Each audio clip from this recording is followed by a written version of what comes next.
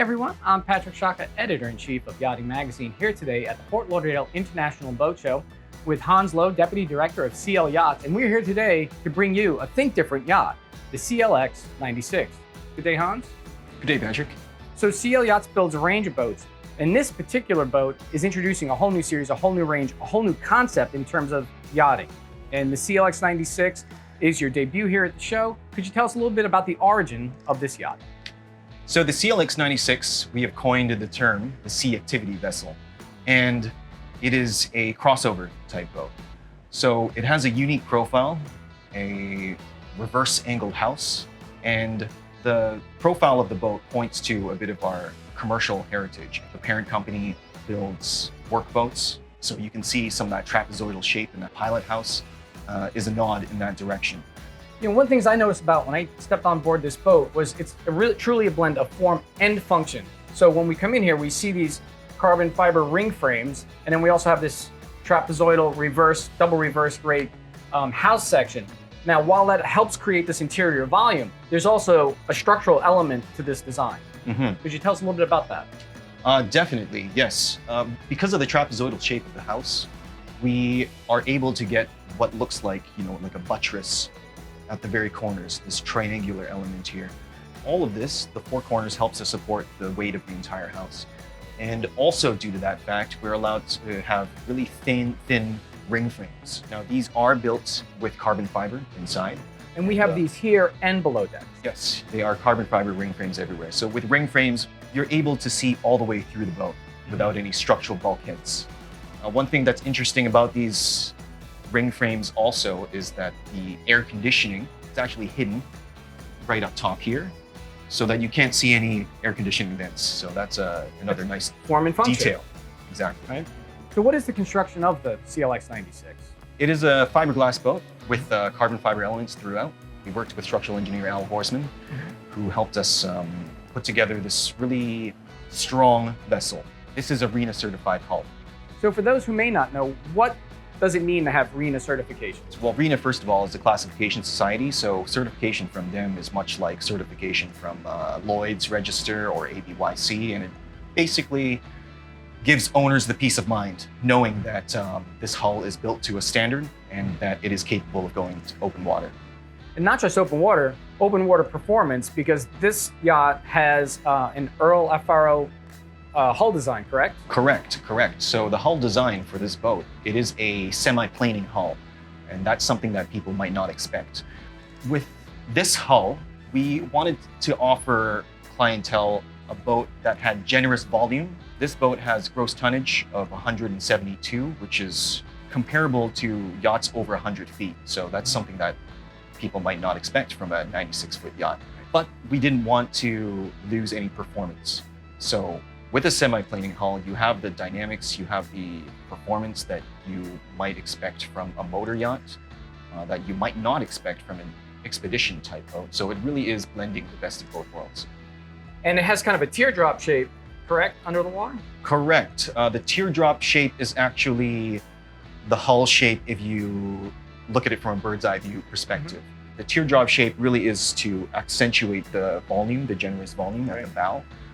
This boat does not have an on-deck master, so to speak, but the master is above the waterline on its own level. So when you descend down the stairs up front, you don't go completely down to below deck where the other staterooms are. You're still elevated a little bit, which allows us to have a very large, full beam master stateroom. Yeah, and with regards to accommodations, you were talking about that master. We have 24 feet of beam, correct? Correct. And that master is at the widest part of the boat. It is at the widest part of the boat. So that is the intention of the teardrop shape. And in addition to this full beam master, what are the other accommodations for guests? There are, including the master, 4 staterooms on board. We have the VIP, which is also full beam. And then there are 2 guest staterooms, which are mirrored, and they are all en suite. You know, there's 2 other very interesting elements in the below deck. In the master, you have a true skylight, but then in the VIP has a virtual skylight. We mounted a camera up on the mast that's always pointing up at the sky. It's set in a little bit of an alcove, so it has an artistic detail to it also. You know, it's more of that thinking where you're trying to bring the outside in. Mm-hmm. That theme reoccurs throughout the entire boat. Another theme that hit me as we went through the boat is entertainment. This boat is laid out inside and outside for entertainment. Could you tell us a little bit about both the indoor entertainment spaces and the alfresco spaces? We have several unique areas on this boat that you wouldn't see on another boat. For instance, the Champagne Lounge is one of those spaces. Normally under the windshield, that would be a really warm spot under the sun that people might not hang out during the day. So on this boat, the reverse angle just naturally provides shade and really makes for a comfortable spot to lounge and relax. And then on the outside, we have the Piazza del Sole, which is at the foredeck. It's a transformable space where you're able to reconfigure some of the seating and rearrange it so that it could be sun pads during the day and lounging for aperitifs in the evening. Up top, in front of the pilot house, we also have the Terrazza Portoghese, which is an additional area on the boat that you might not see elsewhere.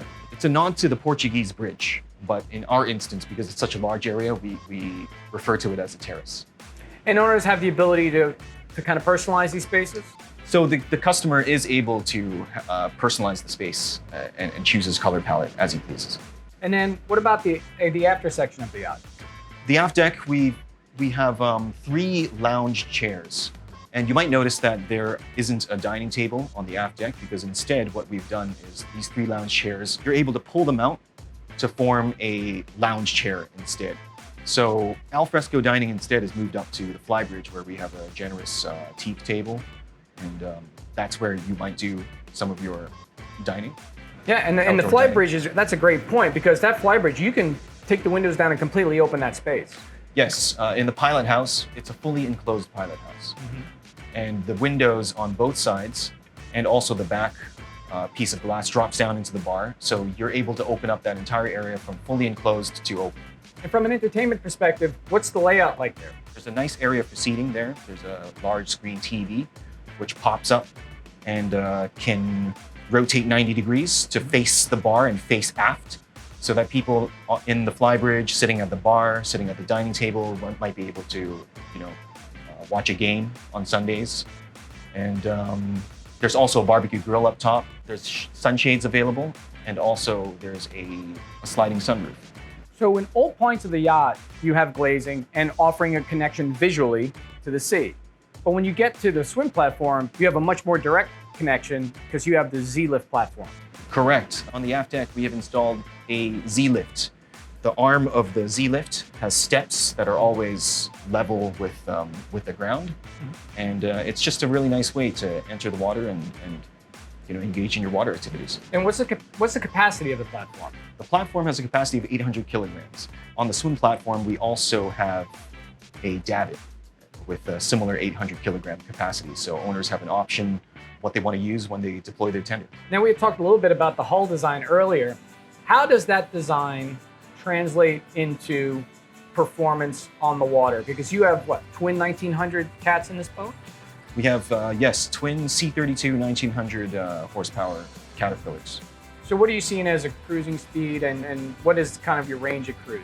We're cruising at about 20 to 22 knots between 1800 2000 RPM. This is a semi-planing hull, so that's a comfortable cruise speed. And we have a capacity of 4,100 gallons on this boat, so it's quite a large fuel capacity, and you'll be able to take this boat quite far. The max speed you were asking before is 26 knots. That's some pretty impressive speeds there. Absolutely. So we have formal dining here forward in the salon, but you can also create a connection to the outdoors through these doors here on the starboard side. Yes. So on top of the aft deck door that opens to open up this space, we also have this tri-fold door. There's a hinge door on that side, and you open that up with another folding door that opens all the way up to this bulkhead right here. And it opens up this entire area.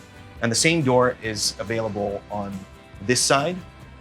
So you could have 2 doors, or you could just, if you wanted to have it on the port side of the boat, that's also an available option. So if you want to have nice dinner with cross breezes in the Bahamas, get the second door, open both of these, and you're completely open to the outside environment. That's right. So you were talking about the buttresses earlier and how they have this triangle shape. And one thing you notice when you step out onto the aft deck is that there's also stairs that follow that form. But again, that's not just form, there's function. Yes, you know, the reverse trapezoid shape of the house allowed us to do a lot of things. When you look at the profile of the house, a lot of boats, their aft deck stairs might disturb the profile. So in this case, we were able to have them follow the shape of the house, tucked in nice and neat. And with it facing backwards, it also might make it easier to go up onto the flybridge when the boat's underway and has a somewhat of a trim angle. And the CLX96, having such a unique design, comes from a very unique designer. And you went with a Milan-based designer named Joseph Varakis. So how did that relationship come about, and how did his design come about?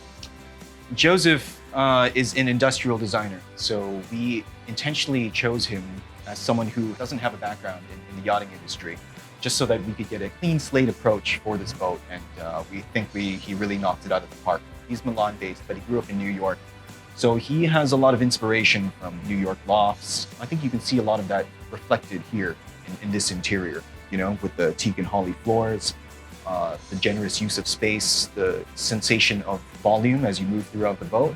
That's the feel that he's going for with the CLX96. So Hans, if anybody was interested in the CL Yacht, CLX96, or any of your other models, where would they get more information? You can get more information at our website, clyachts.com, or visit us on our Instagram, which is at CL Yachts. We're on Facebook as well, under the same, also CL Yachts. Hans, thank you so much for your time today. And thank you for staying with us on board the CLX96. This is Patrick Shaka signing off from the Fort Lauderdale International Boat Show. But stay tuned for more, because more is coming.